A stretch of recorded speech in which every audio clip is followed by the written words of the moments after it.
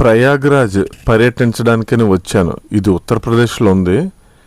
ఇంతకుముందు దీన్ని అలహాబాద్ అని పిలిచేవారు, తర్వాత ప్రయాగ్రాజ్గా మార్చారనమాట. ముఖ్యంగా ఇక్కడ సంఘం బాగా ఫేమస్. బట్ నేను సీక్వెన్స్గా కొన్ని ముఖ్యమైన పర్యాటక ప్రదేశాలు విజిట్ చేశాను. వాటిల్లో మొదటిది ఖుస్రో బాగ్. ఈ పార్క్ పేరు ఖుస్రో. ఎందుకు దీనికి ఆ పేరు వచ్చింది అంటే, జహంగీర్ కుమారుడైనటువంటి ఖుస్రో మిర్జా, అలాగే షా బేగం మరియు సుల్తాన్ నిదర్, వీళ్ళు ముగ్గురు సమాధులు ఈ పార్కులోనే చేశారు. నిజానికి జహంగీర్ సమ్మర్ క్యాంప్గా ఇక్కడికి వచ్చి ఆయన రెస్ట్ తీసుకునేవారు.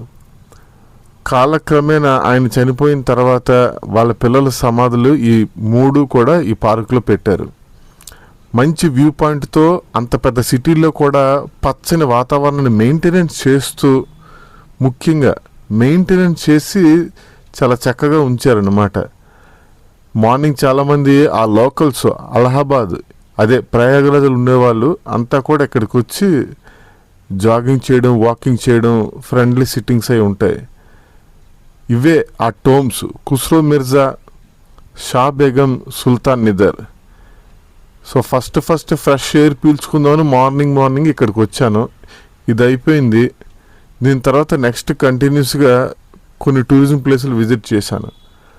అలహాబాద్కి పెద్ద రైల్వే స్టేషన్ ఉంది, బస్ స్టాండ్ కూడా ఉంది. కానీ బస్సులో వస్తే కొంచెం కన్వీనియంట్, వస్తూనే లోకల్స్ కొని టచ్ చేసుకొని రావచ్చు. తదుపరి మనం విజిట్ చేస్తున్నాం ఆల్ సెయింట్ క్యాథడ్రల్ చర్చ్. ఇది ఎంత పెద్ద చర్చ్ అంటే అస్సలు ప్రాచుర్యంకి రాలేదు. కోల్కతాలో ఉన్నటువంటి విక్టోరియా మెమోరియల్ని నిర్మించినటువంటి సర్ విలియం ఎమర్సన్ ఈ చర్చిని కట్టాడు, ఈ చర్చికి ప్లానింగ్ చేశాడు. కానీ ఇది ఎందుకో తెలీదు, చెట్లు పొదలు మొత్తం కమ్మేసాయి. అసలు ఎంట్రీ కూడా సరిగ్గా లేదు. ఎంత పెద్దదంటే విక్టోరియా మెమోరియల్ అంత ఉంది. మరి ఇది ఎందుకు పర్యాటకులకి సరిగ్గా అందుబాటు కాలేదో తెలీదు. ఆ తర్వాత అలహాబాద్ మ్యూజియం టైమింగ్స్ చాలా ఆడ్గా ఉన్నాయి, వెళ్ళటానికి కొంచెం కుదరలేదు. బట్ అయినా ముఖ్యమైన ఘటన ఒకటి తెలిసి అది వీడియో చేశాను. అదే ఆల్ఫ్రెడ్ పార్క్. అప్పటి అలహాబాద్కి పురోగతికి సహకరించినటువంటి ఆఫీసర్ పేరు ఆల్ఫ్రెడ్ ప్రిన్స్. అయితే కొన్నాళ్ళకి ఈ ఆల్ఫ్రెడ్ పార్క్ని కాస్త చంద్రశేఖర్ ఆజాద్ పార్క్ అని పేరు మార్చడం జరిగింది. అందుకు కారణం లేకపోలేదు. ఎందుకంటే ఈ పార్కులోనే స్వతంత్ర వీరుడు చంద్రశేఖర్ ఆజాద్ తుది శ్వాస వరకు ఒక్కడే పోరాడి ఒక చెట్టు కింద చనిపోయాడు. అప్పట్లో ఆ చెట్టును చూడడానికి లక్షల జనాలు రావడంతో బ్రిటిష్ వారు ఆ చెట్టును నరికివేశారు.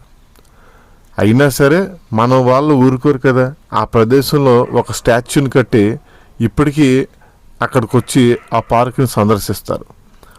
ఇక ఫైనల్గా ముఖ్యమైనది సంగం.